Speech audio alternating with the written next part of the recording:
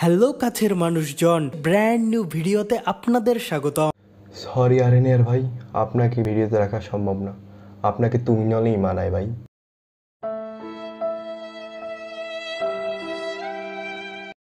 আসসালামু আলাইকুম ওয়া রাহমাতুল্লাহি ওয়া বারাকাতুহু। আজকে আমরা আসি একটা নতুন সিরিজে। এই সিরিজে আমি আপনাদের কিছু ধারণা দেওয়ার চেষ্টা করব। এই সিরিজটার নাম দিয়েছি আমি তাই বিশ্লেষণ। তো এই সিরিজে আমি দুইভাবে বিশ্লেষণ করব। প্রথমে আমি যে টপিকটা নিয়ে কথা বলবো সেই টপিকটার অল্প কিছু ধারণা দেওয়ার চেষ্টা করব। তারপর ইসলামের আলোকে আমার স্বল্প জ্ঞানে যতটুকু জানি ওইটুকু থেকে বিশ্লেষণ করার চেষ্টা করব। ওয়েট, ব্যাকগ্রাউন্ড মিউজিকটা জানি কেমন চেনা চেনা লাগতে আছে। আচ্ছা, তো আজকের টপিক হলো রোস্টিং। রোস্টিং এটা হচ্ছে এমন একটা কন্টেন্ট যার মাধ্যমে মানুষের ভুলগুলোকে টেকনিক্যালভাবে রিভিউ করা হয়।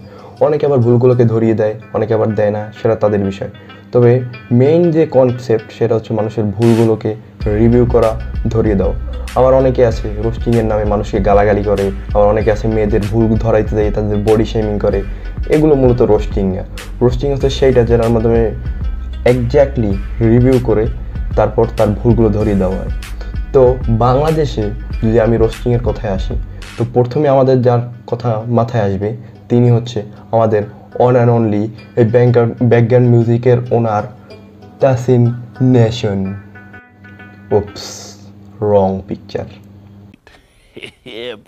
তো আমাদের তাসিন নেশন ভাইয়ের অনেক অনেক অনেক এটা কেন তিনি অনেকের অনেককে রোস্ট করছে, তারপর অনেকের অনেক জিনিস মানুষের সামনে উপস্থাপন করছে। তো তাসিন নেশন ভাইকে মানুষ সাধারণত দুইটা কারণে হেট করে। প্রথমত তার একটা ফেমাস ডায়লগ, সো ঘরে ঘরে এত আলেম আমি তাই হলাম জালেম। ঘরে ঘরে এত আলেম আমি তাই হলাম জালেম। আচ্ছা। এবং দ্বিতীয়ত তাকে যদি কেউ কিছু বলে তাহলেই সে। আমার কি খারাপ লাগে নাকি এত? আমার খারাপ লাগে না, খারাপ লাগতেছে না আমার, একটু খারাপ আমার লাগছে না।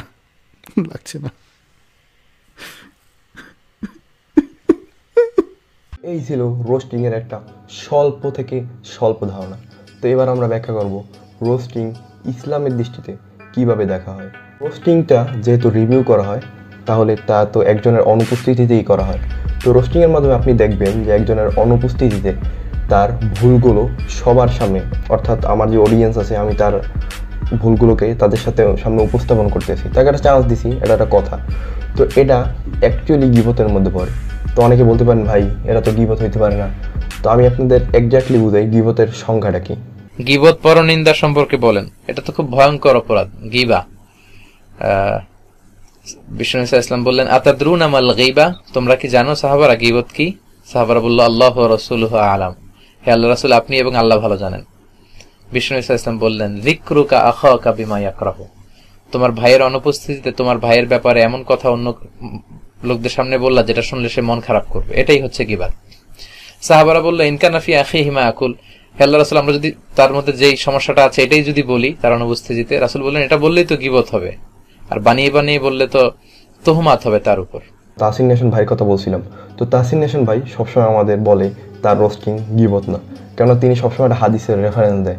তো আমরা জানি সহিহ মুসলিমে একটা হাদিস আছে, সেটা অনেক বড় হাদিস। তো সেটাকে যদি আমরা ছোটোভাবে বিশ্লেষণ করি, মানে সারসংক্ষেপে যদি আনি, তাহলে এইভাবে দাঁড়ায় যে তুমি একটা অন্যায় দেখবে তখন প্রথমে সেটা হাত দিয়ে বাধা দেওয়ার চেষ্টা করবে অথবা মুখ দিয়ে বলবে।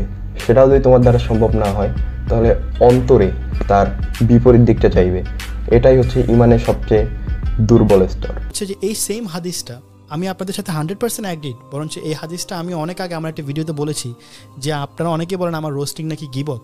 আমার রোস্টিং হচ্ছে যে অন্যের অ্যাগেনস্টে শুধু শুধু সমালোচনা, কিন্তু আমি রোস্টিং যাদেরকে করি তাদের অন্যায়ের প্রতিবাদমূলক ভিডিও হিসেবে আমি রোস্টিংগুলো করে থাকি। আমার ভিডিওগুলো সবগুলো হচ্ছে বিভিন্ন ভণ্ড কিংবা সমাজের বিভিন্ন খারাপ মানুষদের খারাপ জিনিসগুলোর প্রতিবাদ করা। এই হিসাব যদি করি তাহলে আমাদের তাসিন নেশন ভাইয়ের অনেক ক্ষেত্রেই তার রোস্টিংকে আমরা বলতে পারি না গীবত। আবার আমি পুরোপুরি সাপোর্ট করছি এটাও বলি না, আমি জাস্ট বলতে আসি অনেক ক্ষেত্রে মানে অনেক কয়টা ভিডিওতে তিনি অনেক ভালো ভালো কাজ করছেন, সেটার সাথে আমি একমত।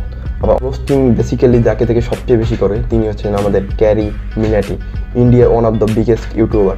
তো ক্যারি মিনাটি কী করে, একজন মানুষকে গালাগালি করে, তারপর কিছুদিন আগে দেখলাম তিনি পর্নোগ্রাফির প্রমোশন করছে। आज गजब हो गया, मेरे मेल में एक पॉर्न वीडियो आई है जिसका हीरो मैं हूं। এখানে সে কল করে ডেভিলকে যে কথাটি বললো যে আমার একটি পর্ন ভিডিও বেরিয়েছে। আপনারা হয়তো সোশ্যাল মিডিয়াতে আজকাল এই পর্ন শব্দটি খুব একটা নেগেটিভ ওয়েতে দেখছেন না। খুব ইজিলি আমরা বিষয়গুলোকে নিয়ে সার্কাজম করছি, ফান করছি, ফেসবুকে পোস্ট করছি, ইনস্টাগ্রামে বা ভিডিওতে যেভাবেই হোক এই বিষয়গুলো নিয়ে ঠাট্টা করছি। এর কারণে আমাদের নেক্সট বা পরবর্তী প্রজন্মে যারা পর্ন নামক এই শব্দটি জানতেও না, তারা পর্যন্ত এই বিষয়টিকে নিয়ে আগ্রহ দেখাবে এবং কৌতূহলী হয়ে পড়বে। ক্রিমিনাতি হোক বা বিবিকি ভাইন্স, যারা এই বিষয়টি নিয়ে খুবই হাস্যরসাত্মকভাবে এটিকে প্রচার করে, আমি জানি তাদের অনেক ছোট ছোট অডিয়েন্স আছে যারা টিনেজার, তার চেয়েও ছোট। তারা এই বিষয়টিকে ফান হিসেবে অ্যাডপ্ট করবে এবং পরবর্তীতে এর চূড়ায় পৌঁছে যাবে। সাইন্টিফিক্যালি বলতে গেলে বাচ্চাদের মাথায় এটি এইভাবে কাজ করবে যে এই শব্দটা তো আমি কোন এক ফেমাস বা আমার প্রিয় একজন অ্যাক্টর বা আমি জাস্ট অল্প কিছু হইতে এই ভিডিওটা ব্যাখ্যা করার চেষ্টা করলাম। এই ভিডিওটা অনেক বড় বানানো যেত, তো আমি জাস্ট বুঝার চেষ্টা করলাম যে একজন ইউটিউবার যখন রোস্টিংটা করে তখন তার অনেক অডিয়েন্স থাকে। তো তার অনেক অডিয়েন্সের মধ্যে এমন কিছু অডিয়েন্সও থাকে যারা ভবিষ্যতে ইউটিউবিং নিয়ে কেরিয়ার করতে চায়। তো তারা কি করে যে তাদের মতো রোস্টিংটা বেছে নেয়। তারপর প্রথম তো তারা আর এইরকম রিভিউ দিতে পারে না, তো তারা ডাইরেক্ট গিবত করে। তো আমি তাদেরকে বলবো, ভাই অনেক কন্টেন্ট আছে, তুমি যেটার উপরে ভালো পারো অথবা তুমি যেটার উপরে ভালো পারদর্শী তুমি সেটা নিয়ে ইউটিউবিং শুরু করো। আজকের ভিডিও এই পর্যন্তই। আমি জাস্ট ছোট একটা ধারণা দেওয়ার চেষ্টা করলাম। আর আপনি যদি আমার চ্যানেলে নতুন হয়ে থাকেন, আমার চ্যানেলটি লাইক কমেন্ট সাবস্ক্রাইব করে আমার সাথেই থাকুন। আসসালামু আলাইকুম ওয়া রাহমাতুল্লাহি ওয়া বারাকাতুহু। হ্যালো কাছের মানুষজন, ব্র্যান্ড নিউ ভিডিওতে আপনাদের স্বাগতম। সো ঘরে ঘরে এত আলেম, আমি তাই হলাম জালেম। হ্যালো কাছের মানুষজন, ব্র্যান্ড নিউ ভিডিওতে আপনাদের স্বাগতম। সো ঘরে ঘরে এত আলেম, আমি তাই হলাম জালেম।